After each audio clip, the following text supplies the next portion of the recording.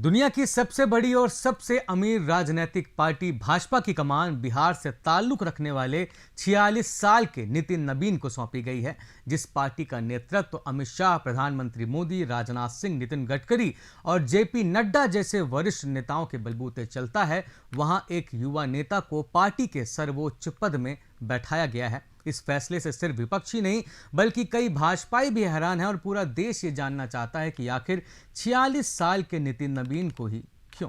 Political experts का मानना है कि यह फैसला बंगाल चुनाव के मद्देनजर रखा गया है, क्योंकि नबीन बिहार से आते हैं जो बंगाल से अपनी संस्कृति साझा करता है और नबीन कायस्थ जाति से हैं जो बंगाल में 3% वोटर्स हैं जिन्होंने बंगाल की सत्ता और संस्कृति को आकार देने का काम किया है। चूंकि नबीन 2021 में चुनाव के दौरान बंगाल में एक्टिव थे, इसीलिए राजनीतिक पंडितों का मानना है कि यही गृह मंत्री अमित शाह का मास्टर स्ट्रोक है, क्योंकि नबीन बंगाल में रहने वाले बिहारी, नॉन बंगाली और हिंदी बेल्ट के वोटरों को साध सकते हैं। कुछ हद तक ये लॉजिक फिट बैठता है, मगर नितिन नबीन सिर्फ बंगाल चुनाव समाप्त होने तक के लिए राष्ट्रीय अध्यक्ष नहीं बने हैं। उनका कार्यकाल 3 साल का है, जिस दरमियानी दर्जनों राज्यों में इलेक्शन होने हैं और 2029 का आम चुनाव भी। और रही बात उनके कायस्थ होने से कायस्थ वोट बैंक साधने की, तो पूरा समाज किसी विशेष पार्टी को सिर्फ इसलिए वोट नहीं दे देता है कि फला पार्टी में उसकी जाति का कोई नेता बड़े पद में है। खैर, सवाल बरकरार है कि 46 साल के नितिन नबीन ही क्यों। आज हम इसी वीडियो में ये जानने की कोशिश करेंगे।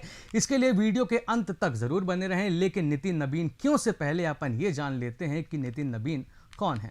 नितिन नबीन बिहार सरकार में पथ निर्माण मंत्री रह चुके हैं और पटना के बांकीपुर सीट से 2006 से लगातार 5वीं बार विधायक रह चुके हैं। उनके पिता नबीन किशोर सिन्हा भाजपा के बड़े नेता थे और नबीन भी छात्र जीवन से बीजेपी से जुड़े हुए हैं। इस दौरान उन्हें भारतीय युवा मोर्चा का अध्यक्ष और महामंत्री पद भी मिला। बिहार सरकार में नगरीय आवास और पीडब्ल्यूडी मंत्री भी रहे और पूर्वोत्तर राज्यों में प्रभारी की जिम्मेदारी भी उन्होंने निभाई।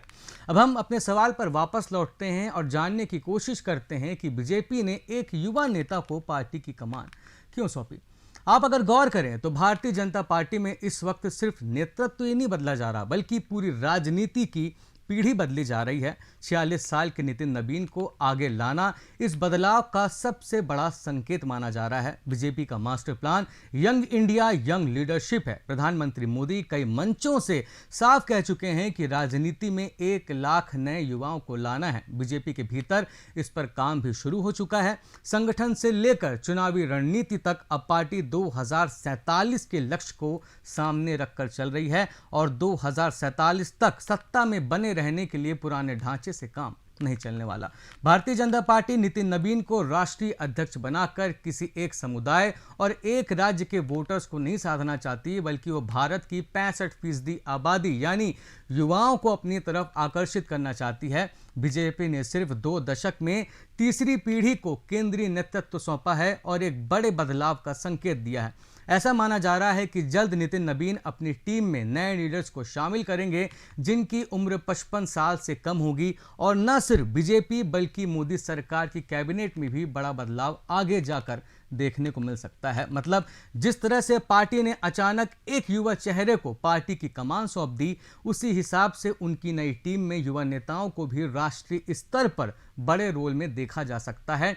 ये वो टीम हो सकती है जिसे लेकर पार्टी 2029 और उसके आगे के चुनावों में उतरना चाहेगी। केंद्रीय मंत्री नितिन गडकरी ने भी हाल ही में इसी बदलाव का संकेत दिया है। उन्होंने कहा है कि जब नए लोग ठीक से गाड़ी चलाने लगें तो सीनियर लोगों को दूसरा काम करना चाहिए। उन्होंने यह भी कहा कि पुराने जनरेशन के लोगों को धीरे धीरे रिटायरमेंट ले लेना चाहिए, उन्हें नई पीढ़ी को जिम्मेदारी सौंपनी चाहिए और उनका मार्गदर्शन करना चाहिए।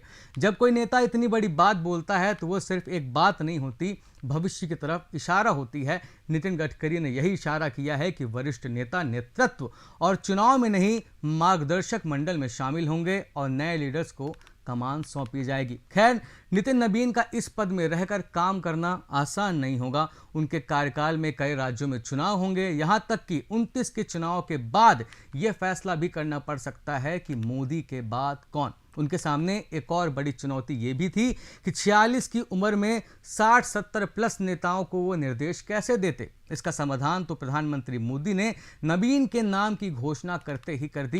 पीएम मोदी ने कहा कि मैं बीजेपी का कार्य करता हूं, मैं मानता हूं कि नितिन नबीन मेरे बॉस हैं, अब वे मेरे काम का आकलन करेंगे। भारतीय जनता पार्टी का कार्यकर्ता हूं, ये सबसे बड़ा गर्व है।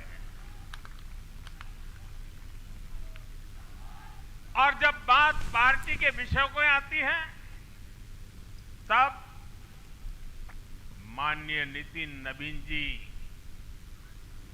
मैं एक कार्यकर्ता हूं, वे मेरे बॉस हैं।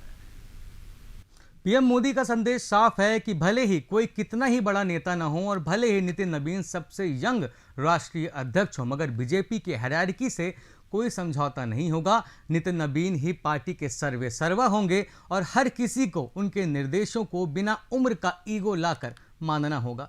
नितिन नबीन का कार्यकाल सिर्फ चुनाव जीतने तक सीमित नहीं होगा, बल्कि उस दौर की तैयारी भी होगी जब बीजेपी को मोदी युग से बाहर आकर राजनीति का खाका खींचना होगा। नितिन नबीन की ताजपोशी सिर्फ एक नियुक्ति नहीं है, ये बीजेपी के आने वाली 25 साल की राजनीति का ऐलान है, जहां अनुभव मार्गदर्शन करेगा और सत्ता की कमान अब नई पीढ़ी के हाथों में होगी। वैसे इस बारे में आपकी क्या राय है, हमें कमेंट बॉक्स में ज़रूर बताएं और ऐसी खबरों के लिए शब्द सांची के साथ बने रहें। धन्यवाद।